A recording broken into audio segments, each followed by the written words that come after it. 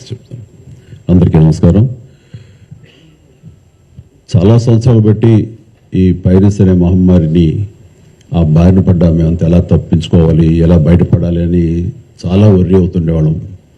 ఇది film industry మీద డైరెక్ట్గా ఇండైరెక్ట్గా లక్షలాది మంది ఆధారపడి ఉన్నారు. ఇది ఏ ఒక స్టార్స్తో, పెద్ద డైరెక్టర్లతో, పెద్ద నిర్మాలతో కాదు. ఇది ఒక లైట్ బాయ్ దగ్గర నుంచి, చిన్న మేకప్ మ్యాన్ దగ్గర నుంచి, థియేటర్స్ దగ్గర గేట్ కీపర్ దగ్గర నుంచి ప్రతి ఒక్కళ్ళు ఇండస్ట్రీ మీద ఆధారపడి ఉన్నారు.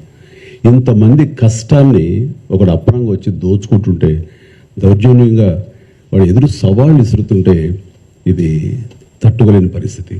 సో ఇలాంటి వాటికి మార్గం ఏమిటి, ఎలా బయటపడాలి అనే దాని మీద తర్జన పడుతున్నప్పుడు ఈ సమయంలో గత కమిషనర్ సివి ఆనంద్ గారి ఆధ్వర్యంలోనూ, అప్పుడు ఏఎస్పీ కవిత గారు, శ్రీనివాస్ గారు, వీళ్ళు, అలాగే ఆయన వెళ్ళిపోయిన తర్వాత దాని తర్వాత మళ్ళీ ఇది ఇలాగే ఉంటుందా, ఇలా కుంటుపడిపోతుందా, ఇలాగే తెరమరుగైపోతుందా అనుకున్న సమయంలో సినిమా ఇండస్ట్రీ గురించి, సినిమా కష్ట నష్టాల గురించి బాగా తెలిసినటువంటి, అన్ని రకాలుగా కాచి వడపోసినటువంటి, ఎంతో కన్సర్న్ ఉన్నటువంటి వ్యక్తి మన సిపి సజ్జనార్ గారు.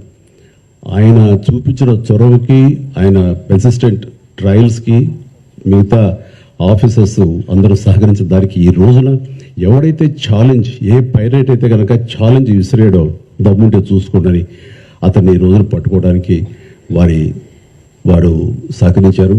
అది వారి మనస్ఫూర్తిగా వారిని, వారికి సహకరించిన ఆఫీసర్స్ని, కవిత గారిని, శ్రీనివాస్ గారిని, ఇతర మహేష్, మన సిఎల్ని, వాళ్ళందరూ కూడా మనస్ఫూర్తిగా పరిశ్రమ తరపు నుంచి, నా తరపు నుంచి నా అభినందనలు, ధన్యవాదాలు మనస్ఫూర్తిగా తెలియజేస్తున్న సందర్భంగా.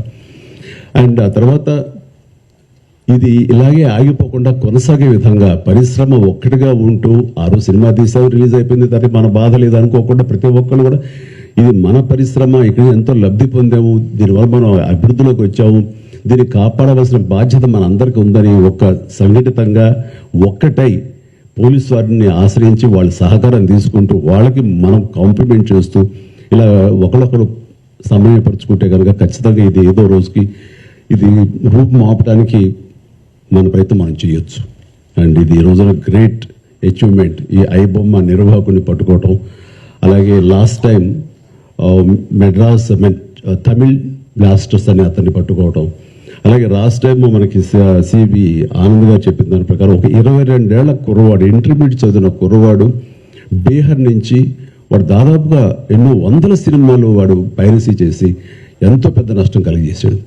ఈ సంవత్సరం ఆరంభంలో కూడా దిల్ రాజు గారి గేమ్ చేంజర్ దగ్గర నుంచి తండేల్ అనే సినిమా కానీ, ఇలాగా కింగ్డమ్ అనే సినిమా, ఓజీ, ఇలాంటివన్నీ కూడా దీన్ని బారిపడి చాలా పెను నష్టం జరిగింది.